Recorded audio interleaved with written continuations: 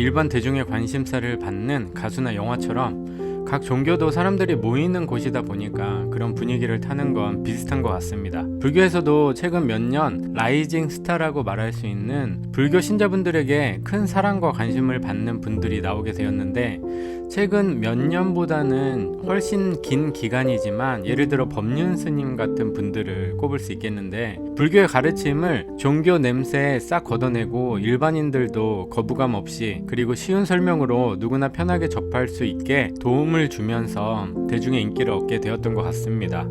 저는 무교지만 주변에 불교 신자인 친구가 한 명 있는데, 어느 날 요즘 엄청 소위 뜬다고 말할 수 있는 스님이 한 분 계시다고 소개를 해주더라고요. 엄청 쉽게 선불교를 설명해 주시고 얼굴도 잘생기시고 목소리도 좋으시다면서 아무튼 엄청 칭찬을 하더라고요. 그래서 예전에 호기심에 추천해준 유튜브 영상을 몇 개 찾아보았는데 말 그대로 편안한 느낌을 받았던 기억이 있습니다. 근데 인연이 되었는지 우연히 얼마 전에 출판사에서 연락이 왔어요. 제 채널을 보시고 결이 같다면서 책 한 권을 보내드릴 테니까 읽어보시고 괜찮다면 소개를 좀 부탁드린다고. 물론 돈을 받거나 한 건 아니고요. 책을 읽어보니까 같이 공유하고 싶은 내용들도 좀 있고 해서 오늘 소개시켜 드리려고 합니다. 상식 차원에서 좀 전에 말한 선불교라는 게 무엇인지 간략하게 개념 정리만 하고 시작할게요. 관심이 생기신 분들은 나중에 각자 디테일하게 공부해 보시기 바랍니다. 불교도 어쨌든 종교다 보니까 긴 시간을 통해서 여러 파로 갈리기도 하고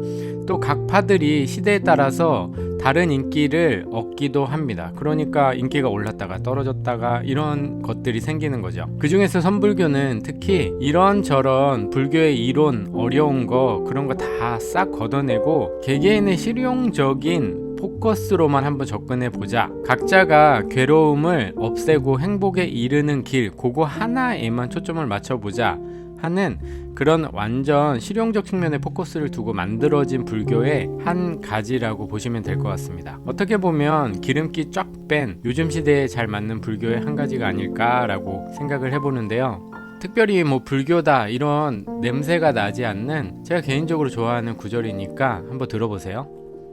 법상 스님의 수심결과 마음공부라는 책입니다. 괴로움에서 벗어나는 길. 3개의 뜨거운 괴로움이 마치 불타는 집과 같은데 어찌 그대로 참고 머물면서 그 기나긴 고통을 달게 받고만 있는가. 윤회를 벗어나고자 한다면 부처를 구하는 것이 제일이다. 만약 부처를 구하고자 한다면 부처는 곧 이 마음일 뿐인데 어찌 이 마음을 먼 곳에서 찾고자 하는가. 여기까지는 불교 냄새가 너무 진한데 라고 생각하실지 모르는데, 일단 해석이 중요하잖아요. 어려운 말도 많이 섞여 있고. 해석을 한번 들어보세요. 이 짧은 첫마디 가르침 속에 삶의 모든 지혜가 고스란히 담겨 있다. 사람들은 깨달음, 괴로움으로부터의 해탈, 속박에서 벗어남에 대해 전혀 관심이 없다. 지금 당장 가지고 놀 수 있는 재미있는 장난감도 있고 맛있는 음식도 있고 오욕락을 추구하고 성취하며 사는 삶이 나름 재미있기 때문이다. 오욕락이 뭐냐면 재물욕, 성욕, 음식욕, 명예욕, 수면욕 등의 즐거움을 말하는 거예요.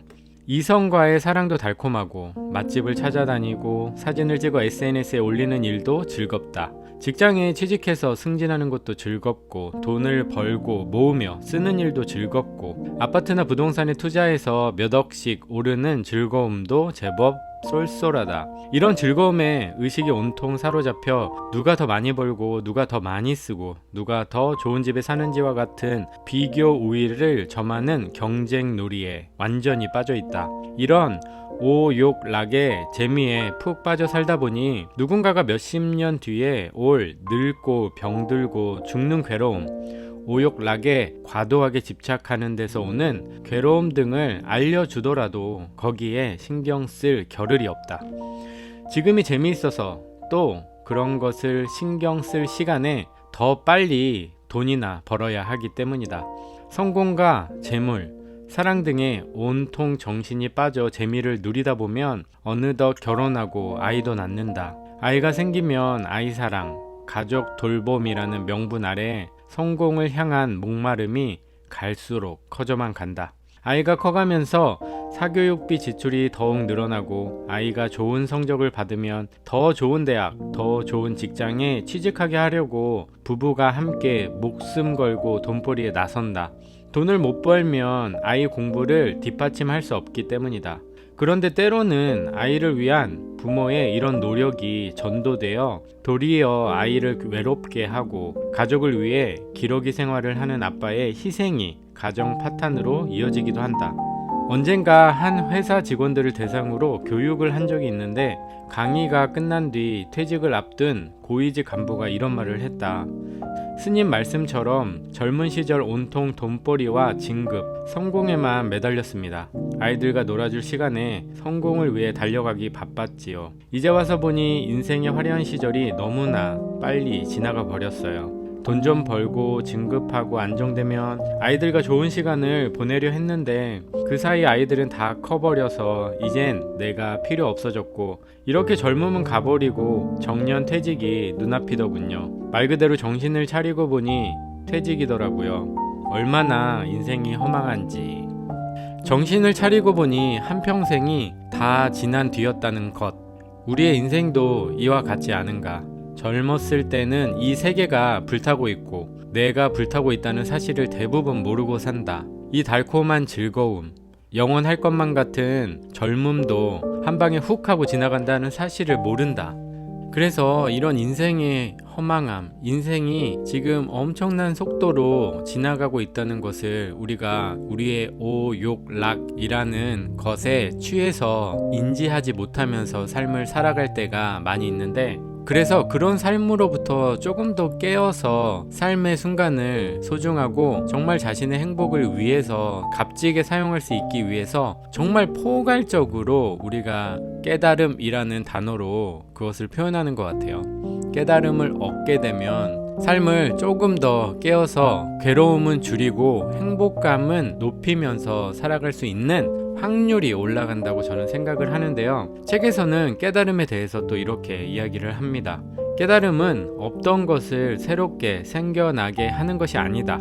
누구나 완벽히 구족되어 있어 한 번도 사라진 적이 없고 이 깨달음에서 벗어날 수조차 없다. 내가 바로 진리요, 빛이요, 생명이다. 내가 바로 법이고 마음이다. 나의 본성이, 우리가 본래 갖추고 있는 본래 면목이 바로 깨달음이란 것이다. 그러니 깨달음은 먼 것이거나 어려운 것이거나 깨닫기 위해 애쓰고 노력해야만 하는 무엇이 아니다. 늘 있는 것이니까.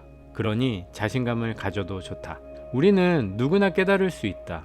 깨달음이란 말 자체가 너무 거창하고 신비롭고 장엄하며 내가 닿을 수 없을 것 같은 무게감을 주지만 실상 깨달음이란 그런 것이 아니다. 평상심이 그대로 도이기 때문이다. 당신의 평범한 마음이 그대로 붓다의 깨달음이다. 영성 쪽에서도 똑같은 이야기를 하고 있어요. 단어의 개념 또한 정말 똑같습니다.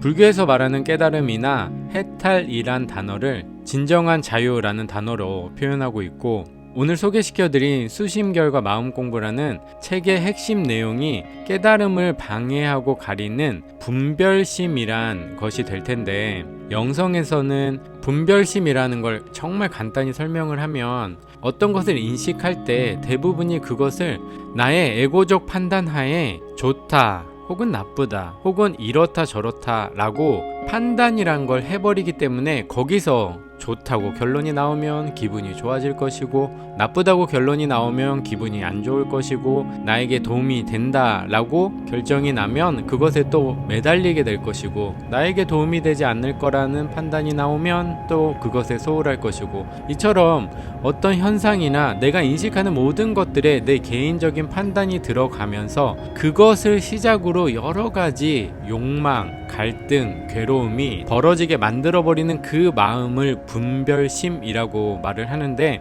영성에서는 이것 자체를 또 에고적 판단이란 말로 표현했고요. 깨달음의 가장 중요한 조건 중 하나인 분별하지 않는 마음, 즉 무분별심은 영성에서 no judgment라고 좋고 나쁘고를 판단하지 않는 마음, 판단이 없는 마음으로 또 대신할 수 있을 것 같아요.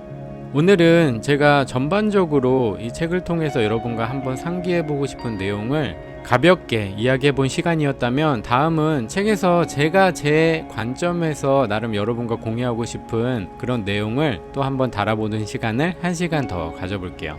오늘도 함께 해주셔서 감사합니다.